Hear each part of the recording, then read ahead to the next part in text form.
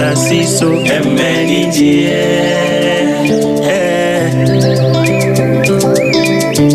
Ajuma yesini ni aketi enti usumu asumyo amuna bema wanya aketi apa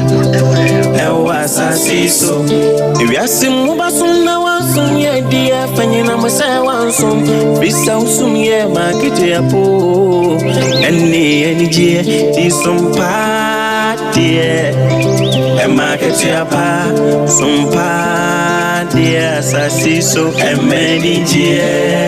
SOMPA FM, SOMPA TV, market yapo,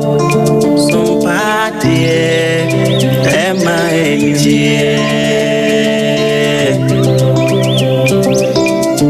Bichimwa fidiene to SOMPA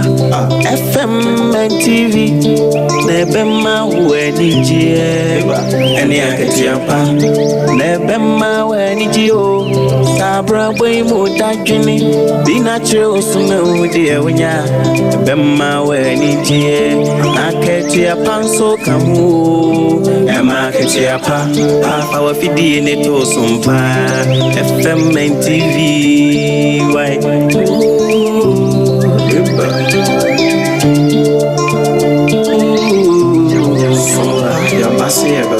Yasin SOMPA mani je ni aketi apa na unu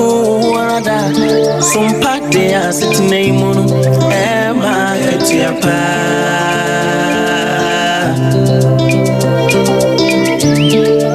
ye no mai mun samma kudi mun samina ne kasebo iti samni e jasu samina SOMPA de abama SOMPA FM ema aketi apa SOMPA TV MNG SOMPA TV MNG oh wisdom ni tie SOMPA FM SOMPA TV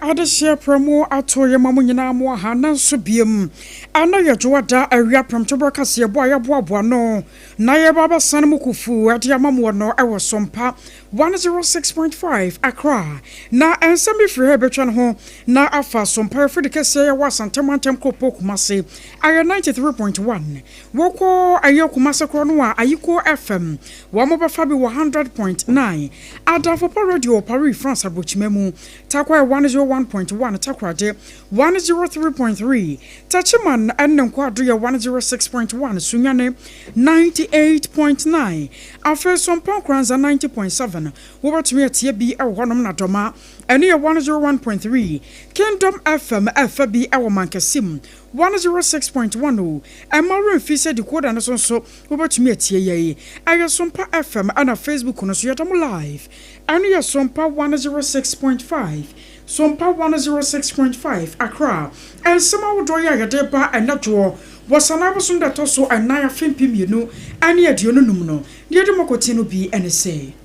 Police for Edin Kata Abba Afanano Fiat Dara was some see ye a water chimaya and Nam Soma say do a woo yellow Nebuchadnezzar woman Tiasi. Across circuit court or so a transfer polypolia Diana watche at the Atoche ni be 80 so and ya yo koye and I'm so mad and Saka so chain no betting once. I was see I will pray a man temonam so ama yate senipa nai baby mudano and wedding. Nayaka say ya ewa kweti nyasem keto ndi si amenyoko no womo eba beto primaries e die yi e obia obegyina mu esemra che bedwani o. Empos ya dia no sese ye kasa no apagya ne mu Ghana Health Service was say wa ba betu anamobi. Sanso ananan ya mofra ya wanomo tro wasi nsoro no one mo sha se kura no ya kana se practicals no ya bakọ no ya manebofo a yate wama go monten so no wam di mo amade bo abesoye na dum je dumeko ye wo enkran ha say e de grata babonti afa Accra Tourist Information Center jahye koso no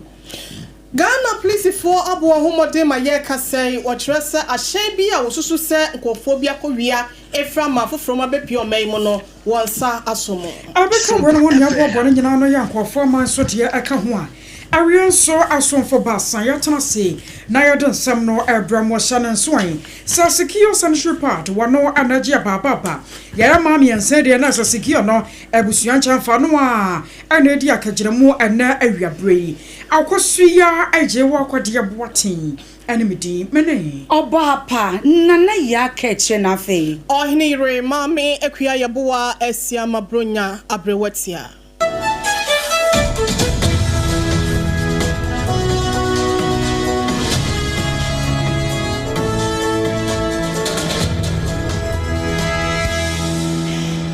Mama mayansa so mama kwa ba feji break asia no enchemu ankasa enie ananu fiada no ara wosembi efi techima Jamestown wa ne nyina ense MPP regional chairman ya your friend Ibrahim Baba Bukari ne nua bemma nipa bonfo bia kokunu a eno nam so ma ya ara wosempa na wo bra sa asemi esi ye no ene aposifo so atron krata babonte chese wo ye no na abrantia no eka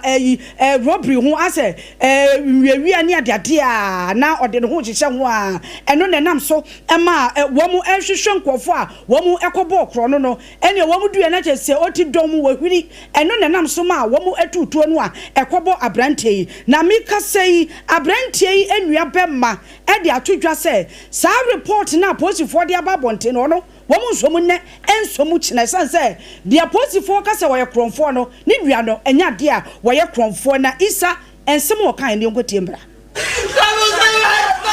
ne dinde Seydou Bukari ane ninua menua kuma baako a wono de Abdul Samad asuma ne se onko side ankonko ye dwumade bi ma no nto ba ya obeduru anajo obe no se kom de no no ba ebra fie chama abi fie oto nkola ne so opadua ne adi obewura ona ngranka insadua ne ni ho de na asa boys quarters ba ko hanum se no se ne okọ no akọtwa ne bra ho no opie kwan so ana omosane tuo no de guni so omo de body no akọ ntiade chen no obi ani mabia body no wo luckily enough na regional commandant so afre chama abi wo huna mfa nje kire na menu kuma Abdul Samad afre chama abi se ndra anajo no omabe operation ntemwa no matututu na sorry fie na ni mo no emoja egufom nti moja na egufom no ana o se ne de yama no onhwe eye ne camera ni mu ndo hwe no hu se de wawu no na ogina fie anum se Seydou Bukari wode na ni a kire entrance onum and the offer police commander na report man say omunya information area hanum say akromfo miensa ba bewura fie hanum say amma be bokro no na omo ba ye no mienu adwane amma ba akopɛ no munya no do maga omabo ni tuo de na omo de na to ani na akuno enti na mebra ka send on send picture no man on send man no o hwe picture no on send ye ne o send ne nuana Arishmama nipo kasa ye Alhaji Isa Muhammad Ali wono ene kasa edema Seydou nebusua na me kasa yensentweni Philip brother Philip ewa ahoma no so owa abusua fi ho yenko na yenkoji enchiremo brother Philip otimi nka ma han Mejo so many aba brother Philip otimi nka na ba so meto ka ba yo bibia ye fine there oh yakopare ya e na Seydou Bukari nebusua no eho na wo yi ede no wo mo eka yo meda city so de penifo chire mu no ampa abusua ni nyina asigina ye se police for report o me de babon tena nya ade o mo gitum enti now no o mo friend say enhwehwemu bia wo se koso ekoduru the latter now mo hu the free mama branch etinya hore ne nkwa no o so mo de ba na wo hwemu a ese no side wo mu nyina ne se ababa dead say abrante na police for na kun no but the police for ni chiremu ni say no ka robbery gun say the odi kan o chronobo na the edi kan no mo report no uti o kan a almost na ade amanfo bewi motorbike ni ade koton no kumasi omo chiremu say abrante we kura no obi omo hwehwe ne dada enti ba say omo ye omunya hint no anajo no say nkofo na ba omo ba be bokro no ti sa kro no boni mu no e na omo ba ya apirapira we so owi afa wo no omo tu no omo boni tu a omo kuno no but o tie eye busua no ene chairman ankasa chairman Bukari eye chairman IB said the amanfo nim na also kire mu say police commander friend ka je say am Robert abani fie ho ade odi kan no no ti am Robert abani fie ho no nti no ama police no so ebeto hye omo so ho but dem dey say no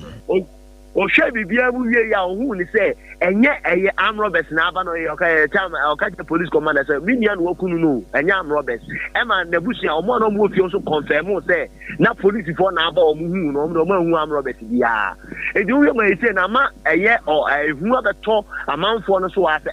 ade na eye am Robert eti afeni ya am Robert ni bi ni ache omo according to police no we su hwe mu so abrantie no bibia da di say ono abusan je say onye sa ne ma no pa no hye sa ne ma no na chairman ko ye interview bi a week to time ade ni see ya no na okasa wi no no akra kasa say said the AKOSUA di anhwe ya no ma ba attack nto no dis attack no na enye ni nia because ni nia ne say o ma bo dwide yo mu si o ne ma nyina o mo say nto ono na nko ba be pe no but o ma anya no nti o ma anya na ni wuo ni nia ni mo ma ba be wu e di ama no that's only conclusion or the iron according to interview no yeah already so can say me officer anya ni pa bi da o ma ba attack o mo no brother Philip way interview a okay interview ben wo ko yeah na o ye no he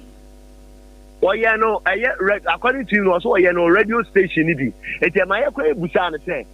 na ensem na o kan o interview na according to him no and we say obe release tape no de amaye na afi yanka se yatie ni yatie nsem o kan say de be ya amana de ntia officer sa attack na ba ne so but on the giri say radio interview no ko kan no ene na de sa na no de tape de amaye ni ka ba de ho de wan fa ma nti wanka kasa o kan ye no nam so amasa awe wo sem esi wanka wa hu daddy also obe release tape no mo so do mo press conference so atwa yo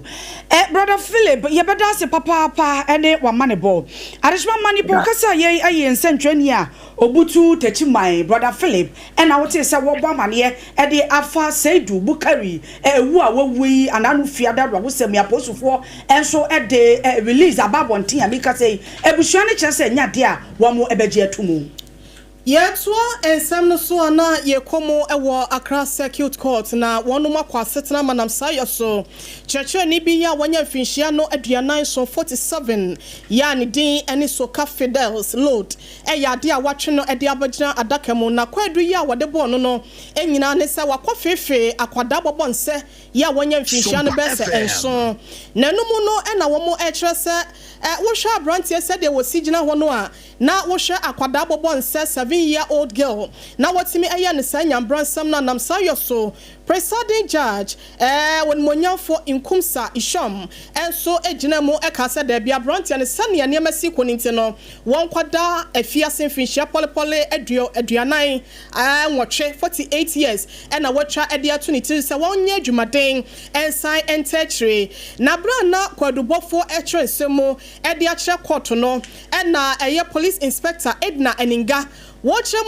say 2011 ne kurampo no wo so ka ya ye ka na asemi ya de okoye sam modde asem no abi kwafefia kwada bi ma ye twanfinhia bese aduonu enum 25 years eto ni tiri so ma wokoye api eno muti mfie du efri so 15 years ne de wakotwa wie ya wo wie no 2020 mo na obi nim de ba ye eno sa akọ preach fo dwumadie ya bi se wo ye teacher ni ena suku na wo kom no so esansa wonom so wanye hwehwemu amfa na chinte no na wonom ehu nipakora woye eno mo gin wo school mu ho na wo kyerɛ sa akwada no ne papa ko si ni school mu wa Accra ha ya baabi a wonom tie na akwada ne de ne drink kom komo ho baabi a omode om fridge si akwada ne de ne drink ko hye fridge ne mu no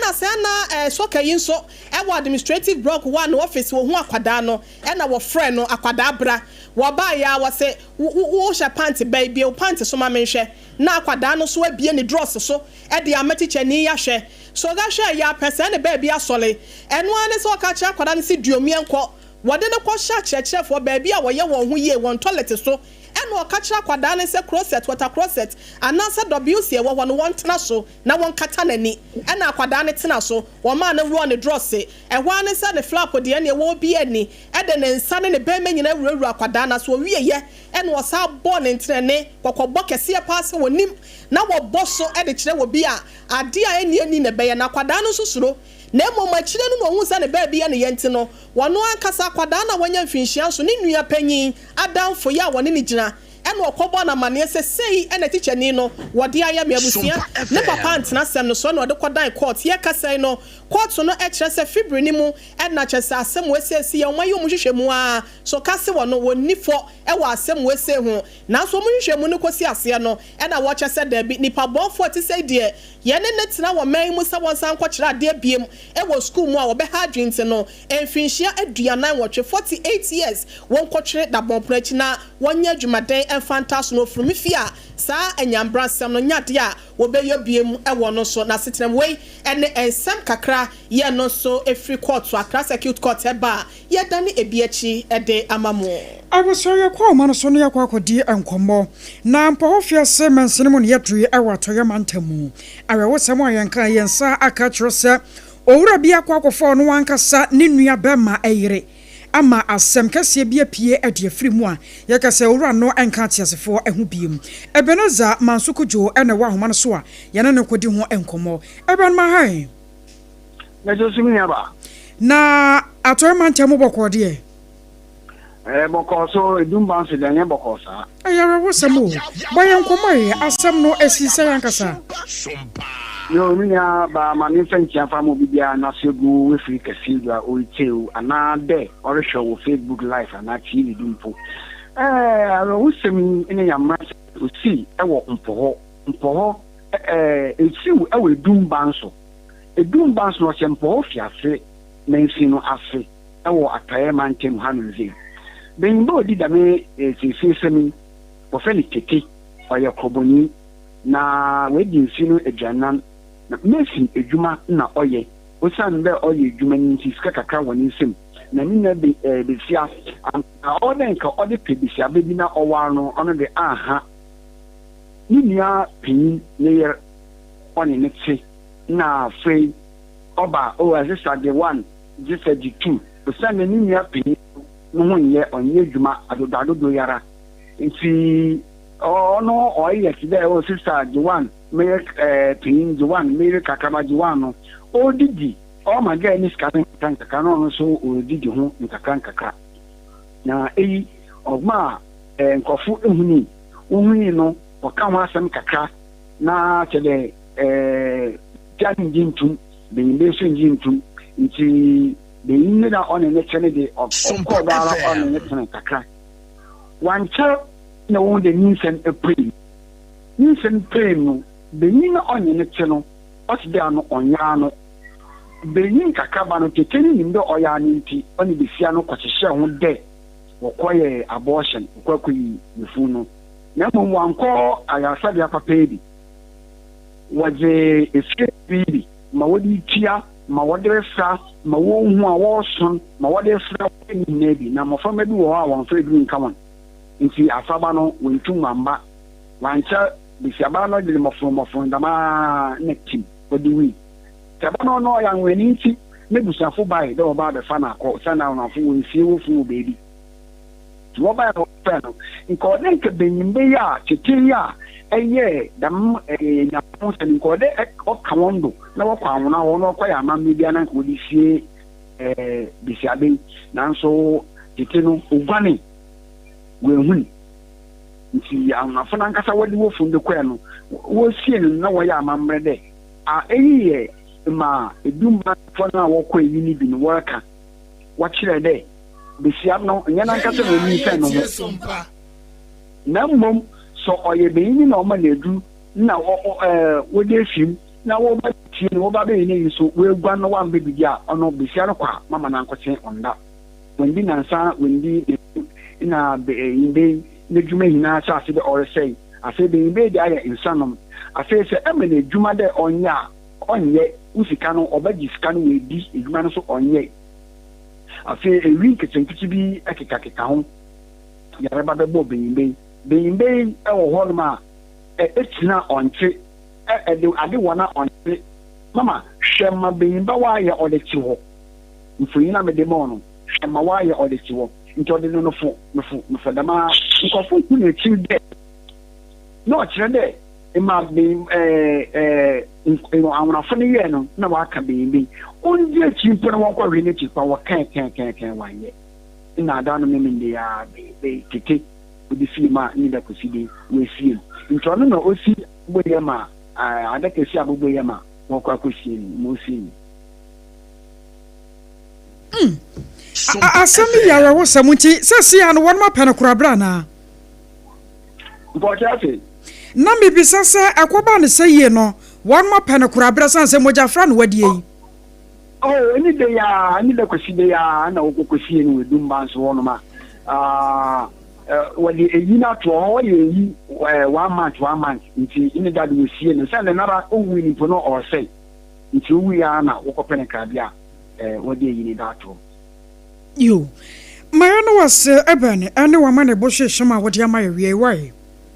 I was your way, I Ebenezer, Mansuku Junior Turn and Cadron Waban Manasa DC. Walk at Toyaman Tamu from one more, and one more amanabo, and there was some more SC, and what on cry at Yamaye. Na enche bia na chese adehye ya womo ewa akwatia ekwoto santene ato aba de ayi womo emra hyebedwani esanse awrahosem a esi ye wo ho enam so ema womo na hyebedwani honorable NS Kumi ato yanom ewo nsiedu ntino ewo se Ghana mamremu no by election etimi ekoso na eban sam na chese amanyekwu bienu a ewo omei emu NDC ni MPP obi apese chese wotimi ekoginam na mika say NDC amanyekwu no womo eyi enna womo ba beto womo primaries e wa akwati awodomo womo hwe numu kwan se nipa womo gina ye no womo beto no yi nipa ba ko a obetimi akwakosi akan no na eno enam so man central for NDC deputy director of elections and IT Yera Rashid Tanko computer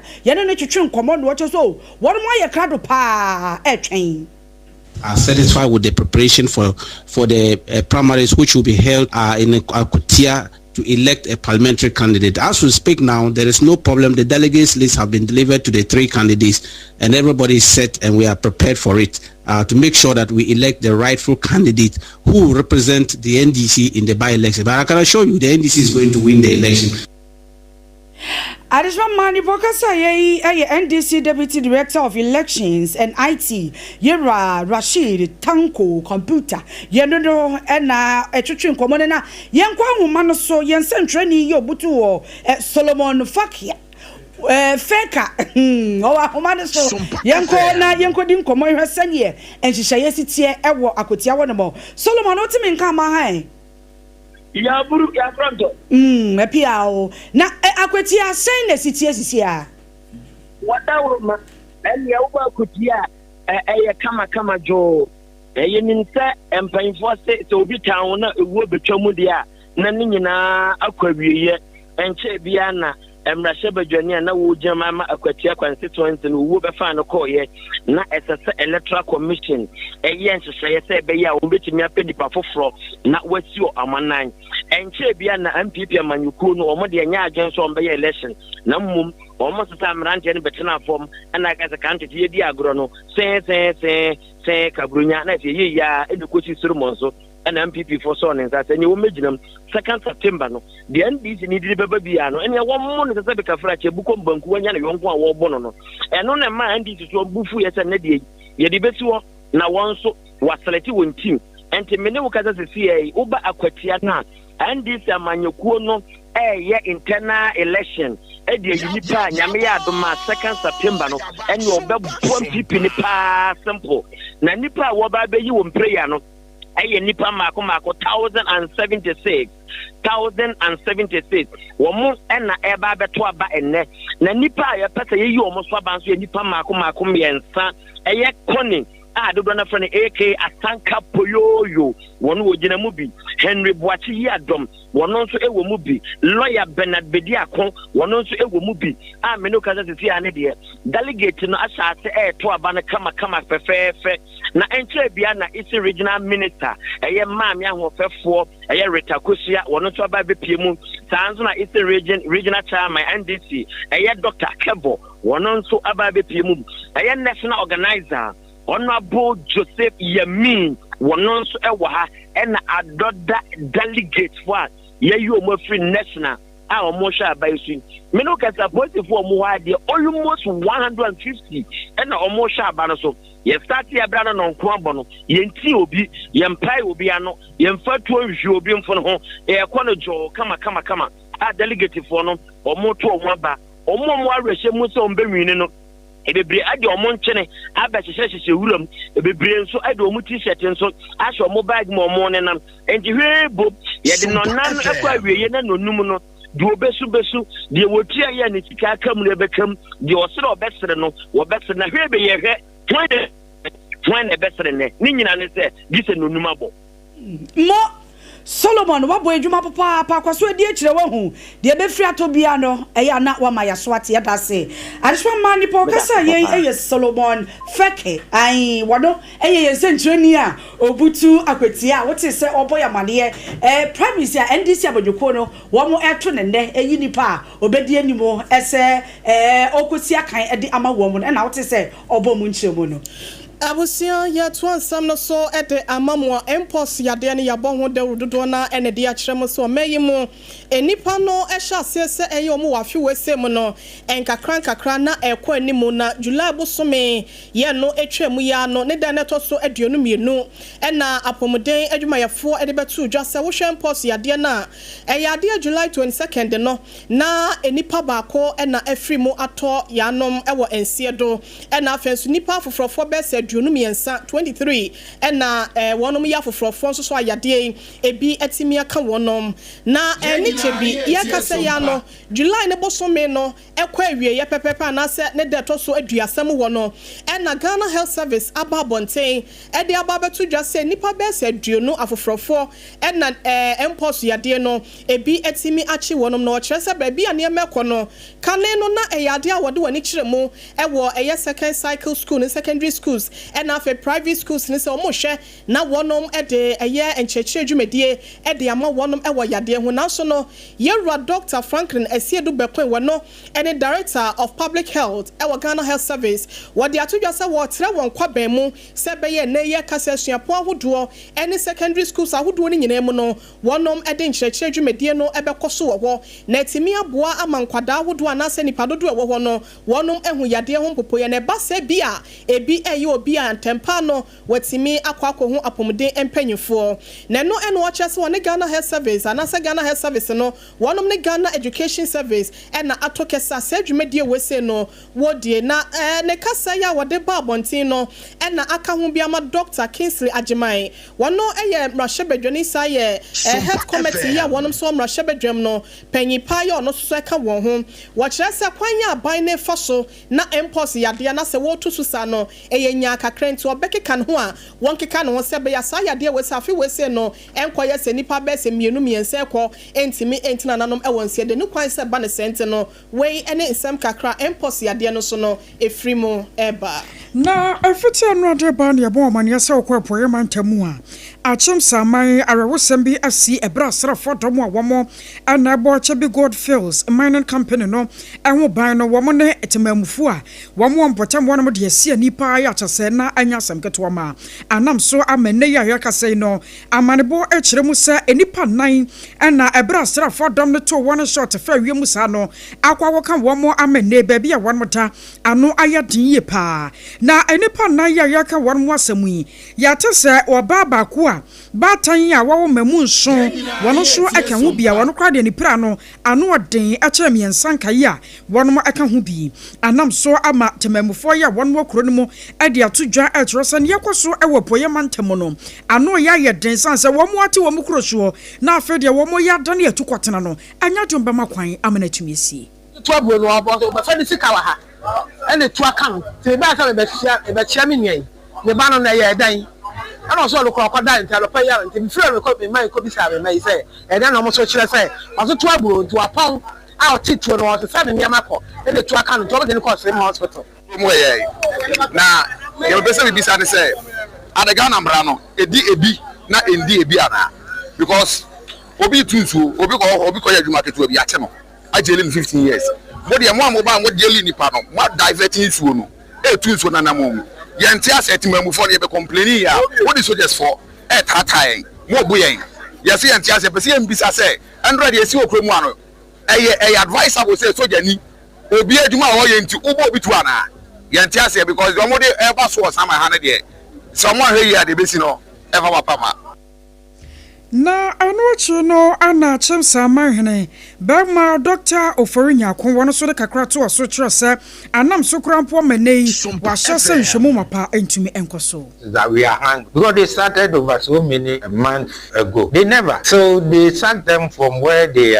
were winning their son. Then they wanted to come back to where they used to be. So I called them, please, I cannot be a leader that like a kafir. I say I cannot preside over rowdy community. So I can't preside. So I called them, please, if there is any means, why don't you circumvent the law, give them to more area, use your paper to cover the regulate them so that they don't go against your rules. Then you can also have opportunity to do well. I was away aya chemsa mai ahene Burma Dr. Oforinya kon na yeto akase bono eso ena humachi ya beye donko ekonomu ena ebeto odwase ojebi ato eye Accra Tourist Information Center ya chese nyasem keto kra ene ye hye niema ewo hodomo enam so ema odumja adwumekuo wono ekopie mu ewo honomu a womo ye die metimi bia ya womo timi edum ejeyi na mi kasei odumja adwumekuo ye won kramantemi mu atron krata ba afa saudi ahihye na ekoso ewo Accra Tourist Information Center kwano no wono eche se ahomache dronko apa ho simamienu ena womu enya akọ ese oja atọ eye ehwonomo na womu anche ho a beye simamienu temu no dronko pa ho sima enan na chese womu gina hwonomo a womu ereso womu ebedum eja no na wose womu ni eja no kun sa papa ekunya ma ne kọbọ no miensa apa ho sima eduasa emienu chese 332 ansana womu etimi ama ejano abafom womu so munyamoa edi free eye Flagstaff House Circle Accra City and afemiamia bia womu so ba ya womu etimi ebeboa womu ama womu timi ebra ejano ase na mika sei womu so womu ye ekwan bia so womu fa kwan bia so se nienti enam so ama saja hihye ne ba ye ne de womu hui womu ye hwehwemu ede afa ho kwapem se nhwemu ne beba ne de womu ye womu afamu de se ye hihye no womu ema ne ntre enko obi die so anase wo mbe brase e de amagana fo nto wo chese Ghana fo yi yenke yakuma to yeyem wo mu be yenhwehwemu e de afa ho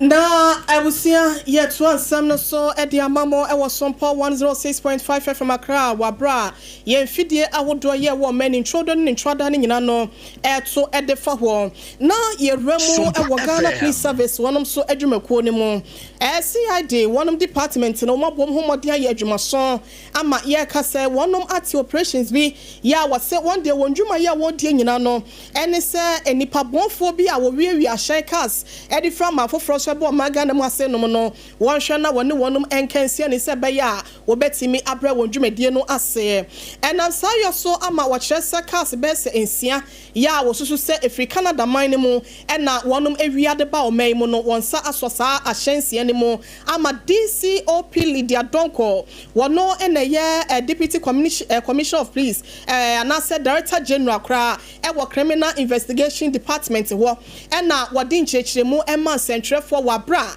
na bombo ho nhyiamudie bi efa eye abefo kwan ye fa so bokro no no ekoso yentie nchiremu no senea wosi ekakosi. A special task force has been set up by the CID administration to conduct intelligence-based operations and impound suspected stolen vehicles brought into the country.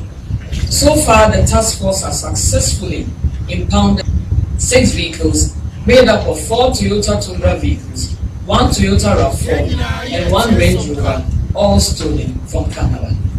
Investigations have commenced to unravel the circumstances surrounding their theft and importation of the vehicles into Ghana.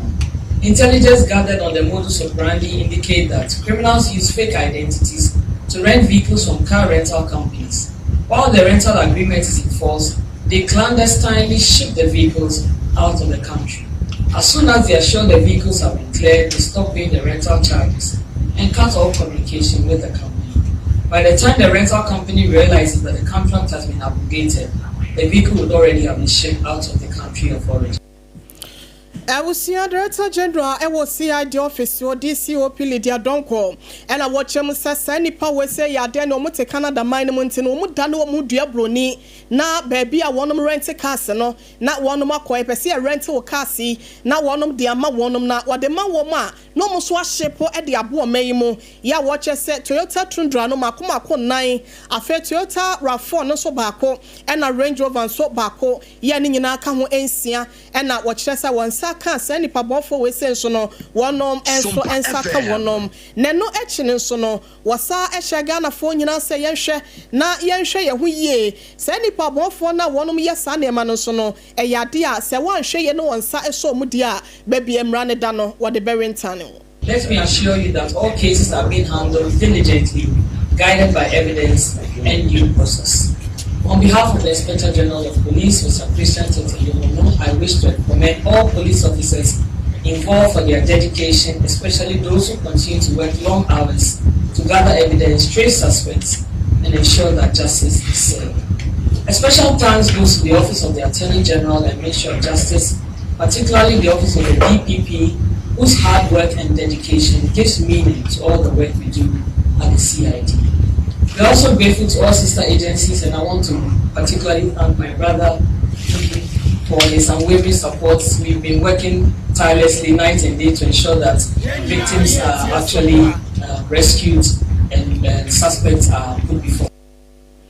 Awusia police adwumakuo no ne fire no ehwe eya abonefo semso won panyi kwankyerefo ya wotua wonom ano DCOP Lydia Donko na no disem na etwagu ye no afei yakọ ansanfofo mu domkoma ye wo magana mro sebedwafie wo mso de wo manu atom bi pa ne nyina no afa enano dansem twofo hyemude ye koso a ne nyina no aye soafo ya wo hwe magana kitan wode wo nsam so ye Ross Samuel na te George ne fa bia na wo kyerɛ sɛ DSTV ya enei MultiChoice company no eye one modia na enam one masaso nti ebia bepiem wo magana mu no wo mro se wo betumi atete wo no yoma so na aboa amagana fo ye wotumi aha ebe so wo nchemu aduasa na akrata wode koma wo mo nimu anu ye ba ye no nyame no kwasem ni asoe no ne anye ho kora nam so nti wo mo so ahyase nyame ya domu a wo sana beso de to so anso wo mo ante wo mo yoma so pe wo mo so bra se wode nyoma begu akwam na fe wo mo license no ya twe aduasa nsan sa sem no ba no nam so ma eno adakrata tententen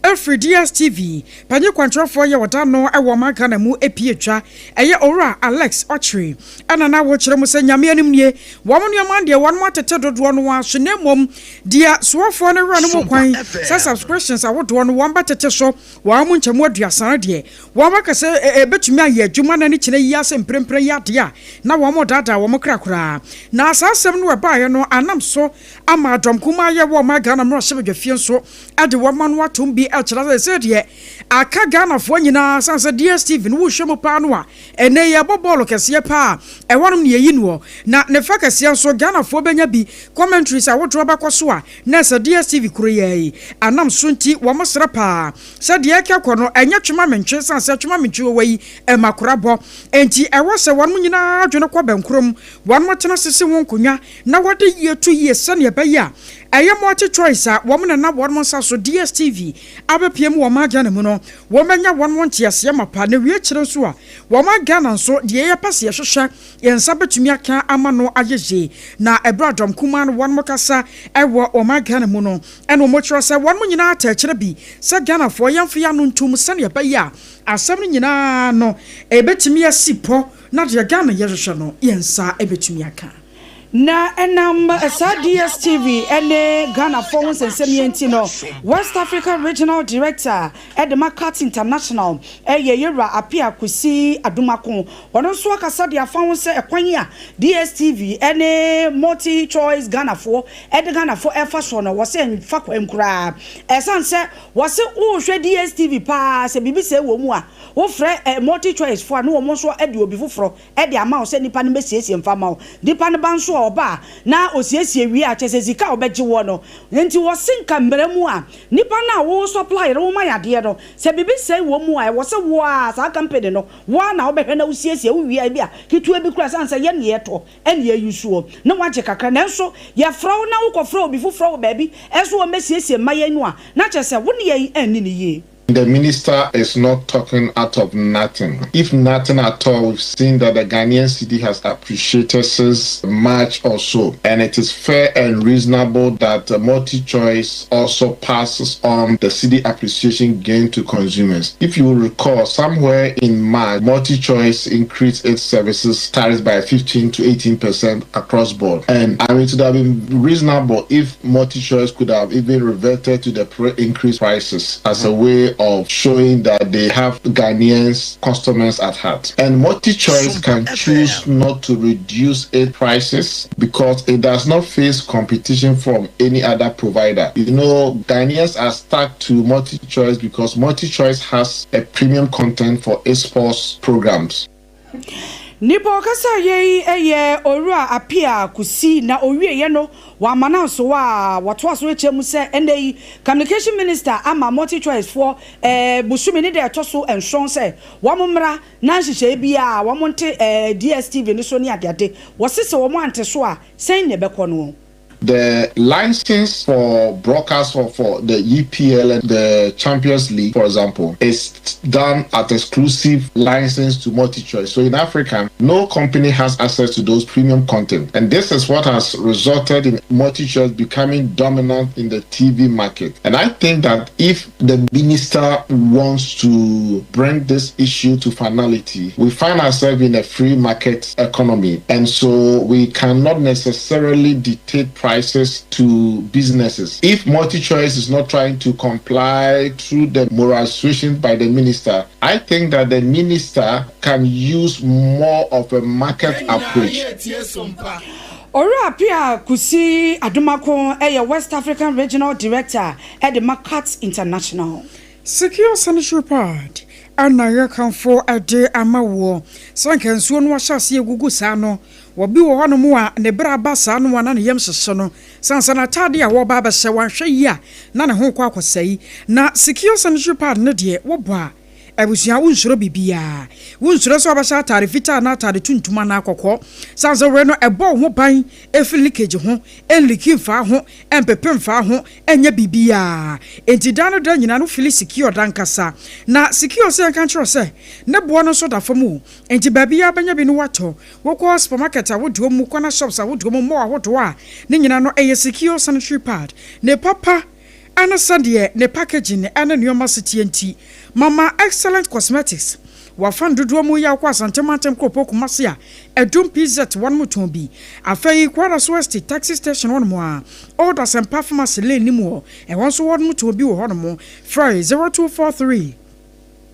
862 158 0243 862 anampanyefo ni ho enkomo Techno Spark 40 series ni ane Techno Spark 40 series emun sam ne yakana sa no eye phone papa a wonya bi a wawie wo betumi de atwa picture wobekɔ ba bie kita wo a wo mfere enya phone wo kita wo a na afere ya so de be kita akɔ bedwam woduru bedwam ana de hye obotom ana pocket mbia bia ne bia da bi Techno Spark 40 de kita wo na pese oyipie ema mansan hunu sanse e fankasa phone wo ankasa so ne quality ne wo soro bibie ginegina yi na ne battery nso so ensan tantam sa sa de afoforo de no etie no wokɔ Instagram na so a aye Techno Mobile Ghana ana aye TikTok no so ye at Techno Ghana bibia ne afrɛ 0303 980 205 0303 205 Time Herbal Mixture nie air time TIME malaria fever was away body pains away time no eba bebo etu malaria na so de free waduane obetumi adi ama ho atɔ na time HH mixture and the capsules eno so ono mo obi wono ma rashes bi abegu ne ba na se ne be ma ne ho wodwonso a woche ya immune system no aye weaker air time HH mixture and the capsules 0244 417 0244 417 669 ye jena resuni atan ho ye ba yede dia catch ni beto aso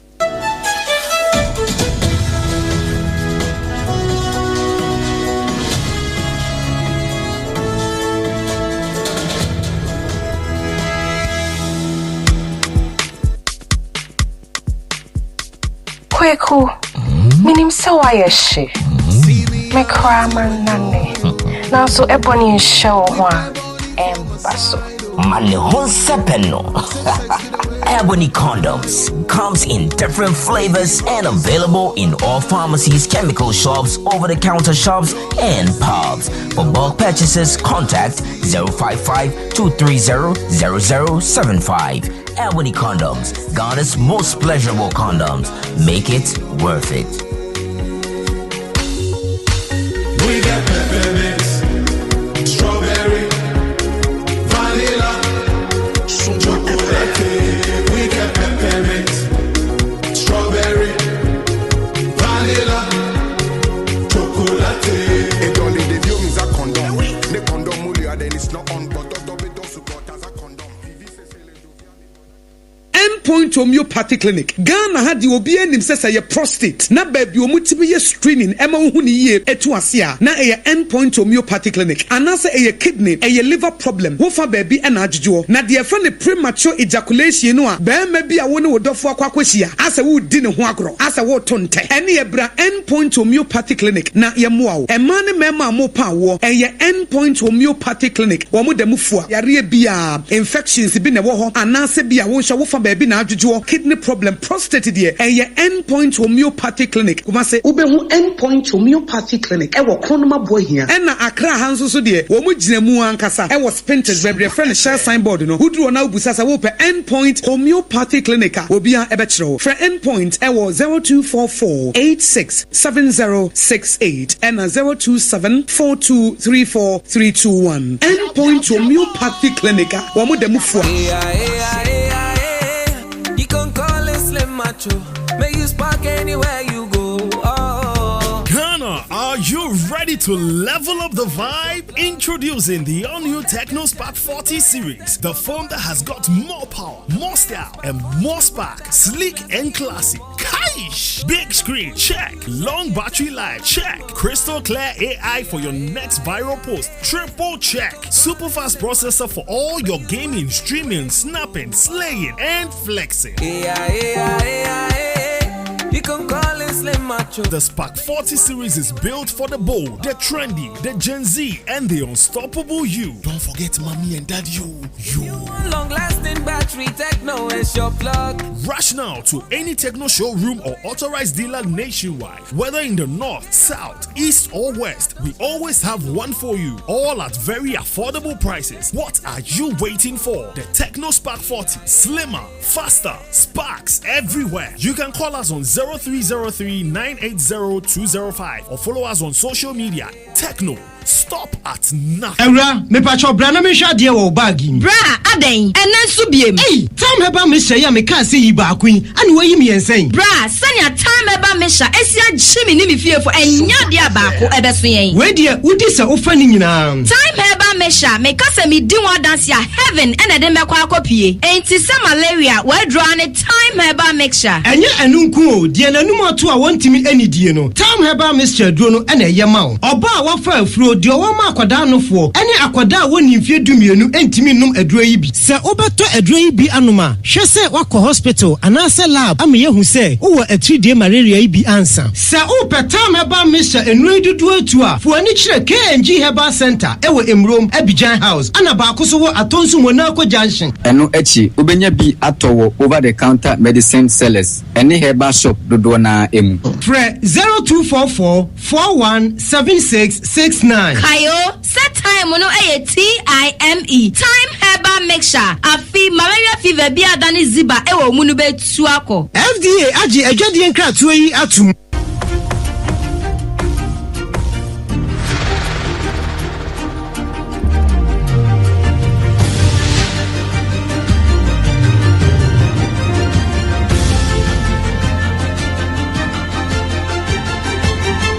SOMPA TV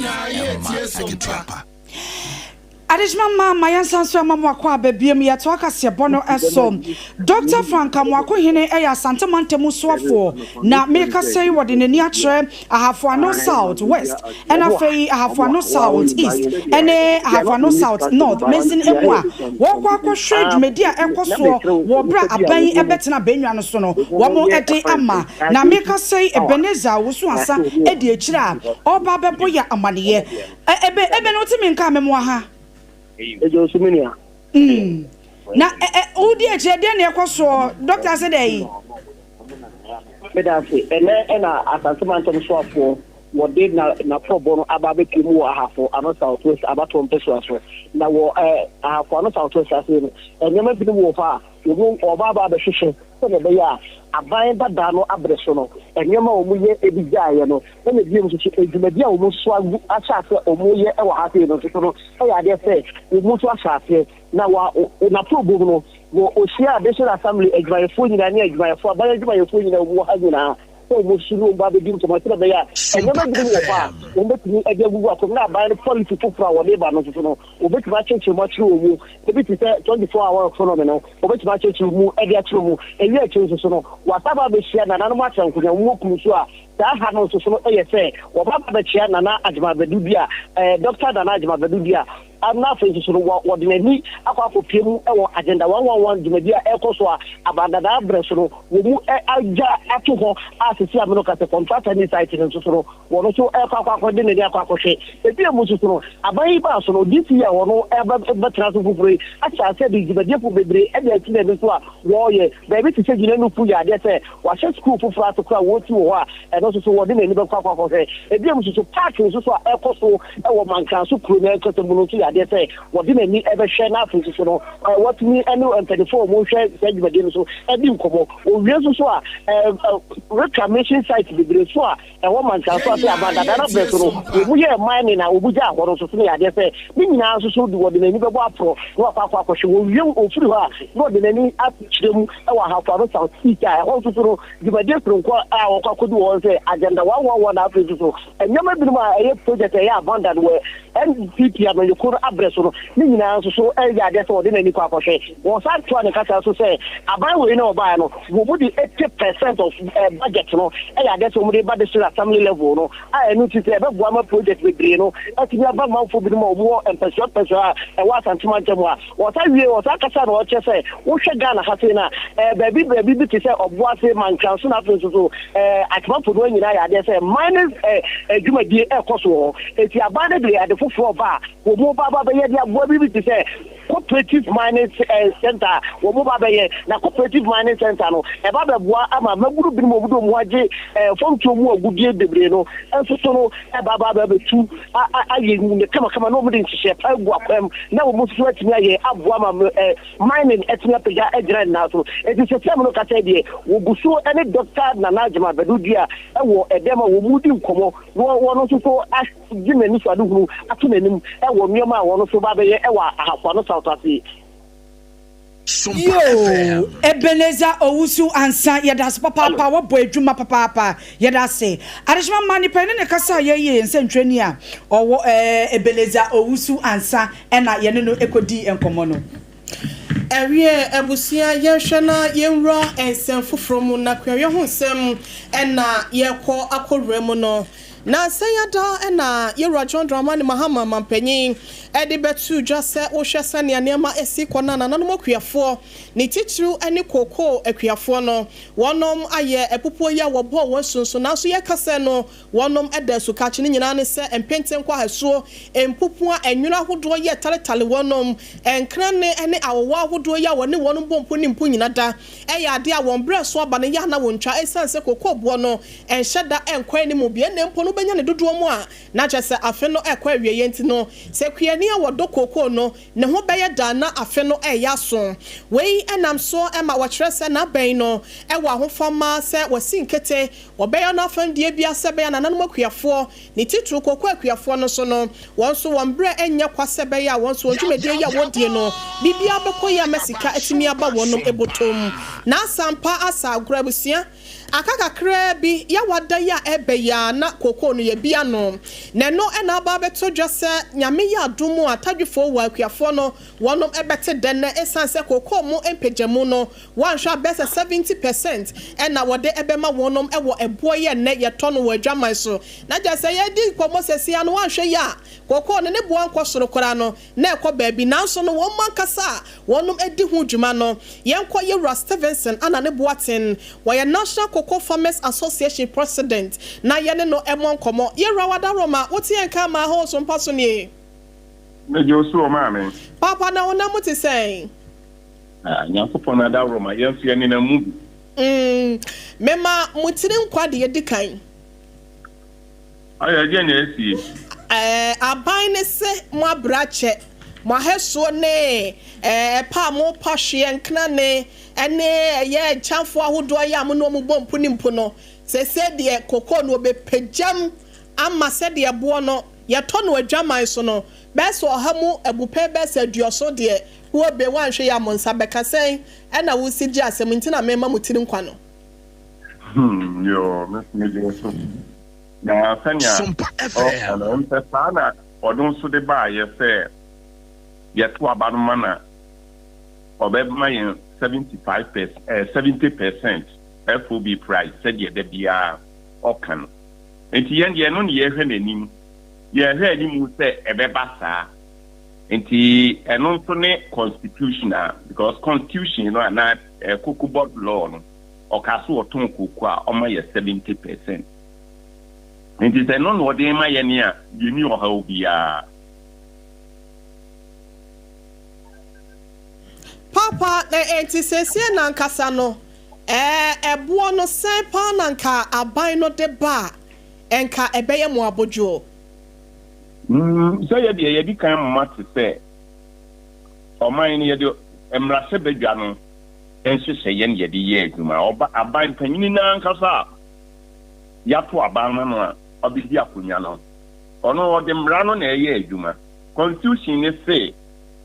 kuku no otonwa oma ye 70% ono anso ba ne tumi mu no kan so obem ye 70% we ye nsese ye tena ho nanka ye brosa na wo be ma say we be ma say e ye bo ne nhyehyɛ ye ne da ho ada no mu mfanya adwuma enti ne me ko ka so ma me 100 million eska no e wo ho no nso a obede no odi ama me enti 70% no de ma ye ne a om ye hu say 70% enu am me pese ni hu ano enti se won kan ye na me se mo ankasa mo na mo ye papa nom ja ye hwa ho kira mo na mu kuani bi wo hokora milo besiaba konku ba kokora na wo kɔtɔ a de ma no oni bi esi ne dem enso ya no mo kondo so mbedi milo ana so mbenu milo ni nyina ne se kokɔ mu ana mudua mo na mo ye ho adwumate na aban na beto no akɔtɔ na abrofo no so asaye ne asa beto na boden de ama mo se pote na mo betimi atwa ma aban ne sa aban ye ni se ma yen na yakoma ntɔ yeyem koko adwuma no ensa se yen ye kɔsere aban se onye bibi ma yen de me ka no nyina sa wote ma si ya eye adwuma ne ye obi adidi wo na adwuma ho obi adi na adwuma ho enhyehyeye wo ye adwuma ye taxo se de ye taxi obi ya koko akuafo de mo se monye emra hye badwa ne kyerɛ se almost 70% of the world market price cost. Our friend free zone cost no. FOB no. And you no na onhwe ne boy saying. They say am na wo ka say ebi a wo se betuma bisaw ekoko ne boy ye sen wo dwama nso wo se ye tekura enti 70% no wo he ne sen senya sade a wo de be maye ne a e ho na ne ye wo bibi kan na sabre ya obisa me de metuma kan ne se me de emra oba no ka 70% sa na constitution no so on pamaye enti the constitution e so on pamaye ne a de wo de be maye no constitution ne price ne wo ho no eno ne ye hwe animu se ode be mayen eniti egaman so no ye tone sen se would me chiremi a no at 70% out of that money no eno ni ska me ye akuafo nyina ye hwe animu Martina ye percent ka wusi sudria because muna muti koko no ne duduo mu enti muna munim abi ne duana na mesi so no ne bo ye sen wo dwaman so ye de ye ti wo no mu na ya kratefo enti o we dwaman so ye ton taku ne bo no enti 70% ni say ne be ye enti no say una me ka tro me ko ka say 100 cedis netin boro saa say na me nka no me ko kan say ye ti ya enti dwaman so na ye sen me expectation ni nyina ne say o ma ye 70% sadia constitution na kan no no so gina abanya so e kan ye no o de be ma ye no eno na ye hwe dwaman so bo ye so obetima ka kire me a me so metima ye me mathematics kakra na ma ka kire papa dwaman so de no nyam say 2025-2026 crop season no watch rest 31,000 and asa 3,100 per kilo no and asa per 64 kilo no one bag sa no motona na per ton no so no 49,600 and na aban ne trese wato no nti eno ne de no menim so betime de de na to dwa na ye dinkra anything so strike na the difference no yes say na what strike 70% ne beba yeah na was 70% out of that money amount wabobo we ni enwe ni ebiga okay ma ya na was na I me calculator ni me nche see a microphone so ne yemfa your phone so ma hu nti no eno de onti me so be dia mo se metumi ama figure no nti me de no hia di mu na me nuanom nyina no se wo mu mayen on se abia na woni ye ka se see no eye me gina na wada romanya me se baabi e pesa yetie no e na yatie no baabi e pesa ye nsaka no onso nya krado se de be mayen ma ye ne yetiefo nyina ye na wasesa se bigidi ye se nia e wasa ya sotie no e na yatie nyenyen e na ye be calculate se sika se me ne Dr. Blazer Foster kon hihye ye na se ye kwa apam a wose percentage wey e na me de beka waketua ho esan se promotion bia ba na me na me calculate hu se ene ye percentage no ye se na me ne doctor akosi nkonwa ka se sa percentage of the mami de doc e be kakra e be yanka fo kakra e ka me ho anase bia masom e be boa me na se bia wo se doctor mom Dr. Blazer Foster wo de ama me calculate sika se na de be ma me dia eno ne ye Stevenson asem ono work ente no yenye ne sana ye mfansia na ye nto ansem no so emfama mo I was say ko be my so ne de amana ne de so ababa som na UK aban no eno wa hyase ayen hyehye yi wo se won ma hunu se birim nam kwati kwan so ya eneyi won mo afri nkrofo amaman so eba UK eman ne mu a anya de a esefata kora anam so ama won mo tweska botene ade ato ho se National Crime Agency ye no ewo UK eman ne mu won mo hwasa ne be ya sa sika wobetumi dia bo ban no wabom pempe amani pebin ma wom nam kwati kwa so na woba be wura UK man ni mu no wobetumi ade ache safo ni nyina na wode abo won mo bra na sika ya wotwa to no aye 100 million pounds a eno ane de won mo hwa ni mu sa safo no ensa ebetumi akana weso ana ye gina na nsem wede ba ni nyinata ye de esie nsem wede ba na fe na wati a yede makote no bi eni yede makopie mo tachimai na ebusua wo mo de share posifo etutu board no wo mo se report wo mo nyintum teacher ni bia wonya mfinhia no aduanan enso wasaye ex convict Accra Circuit Court na search mfinhia aduanan wotwe e de ato ne tiri so se wakofefia kwada wonya mfinhia nso na be ka won ho ne boaboa ne nyina no a yere baba so mo se pram choba ka se boy ye ne yetena se no ayeme AKOSUA AGYEIWAA KODIE Boatin Mene OBAAPA nana ya keche na fe Oheneyere mame ekua yeboa esia mabronya busia na Facebook fo nyina so ye beda mo ase na bibi ntimo daroma ye ntimi afama dwenkyere no antudwa na ensemi wusa etie edefa SOMPA 106.1 FM Techimai enkranza SOMPA 90.7 Sunyane 98.9 afei domanso eye SOMPA 101.3 FM ena wodi wani chiremu ewo eyeta kwanso SOMPA 101.1 takrade eye SOMPA 103.3 Adamfopa Radio ewo France Paris ansona Mankasim Kingdom eye SOMPA 106.1 FM ewo ho the code no so no eye SOMPA FM social media handles enkai ne nyina so yetwa edefa ho ye sorry adwaso na secure sanitary pad yada wonom ase afa technofo so no ye na wonom ase techno 40 series pro no eno so abanti ye na wonom so ase ne nwumako nkaya wo boy ya donti boy ye chidom ema ye din semi ebedan mo ye sorry so ama mobro wasem dwumedie eyo bi asem ato aso